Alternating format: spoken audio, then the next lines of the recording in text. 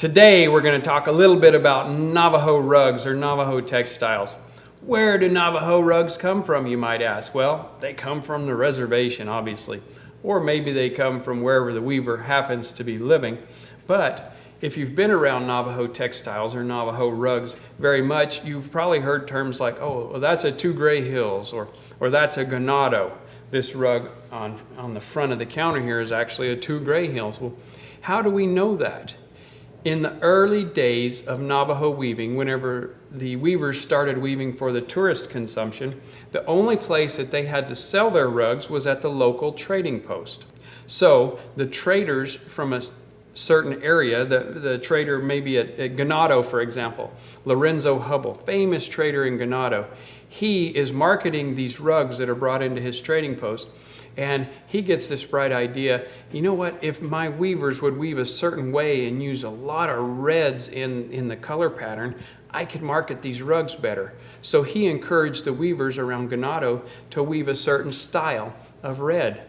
Over at 2 Gray Hills, over there they got known for using their natural, all natural wool and natural colors. So you see a lot of blacks and browns and grays and natural colors in the weavings over there. Maybe over at Crystal, where J.B. Moore had his trading post, he encouraged weavers over there to weave certain patterns that today we still call a crystal pattern. So anybody who is knowledgeable in Navajo rugs can look at one and say, well, that came from this region or that region. And that kind of faded out around World War II. Well, why did the regional styles start fading out, you might ask?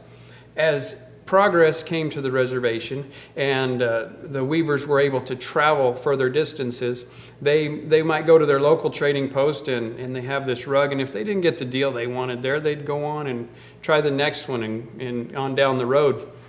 And eventually they got exposed to other styles, and the styles started blending. And you know, today the weavers from the far west reservation, where storm patterns used to be known, might weave something that looks more like a 2 Gray Hills or a ganado, because there's no set boundaries anymore, and the weavers can sell their rugs anywhere.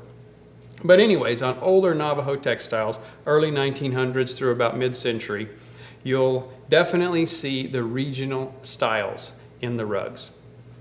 And that has been today's helpful hint from Western Trading Post.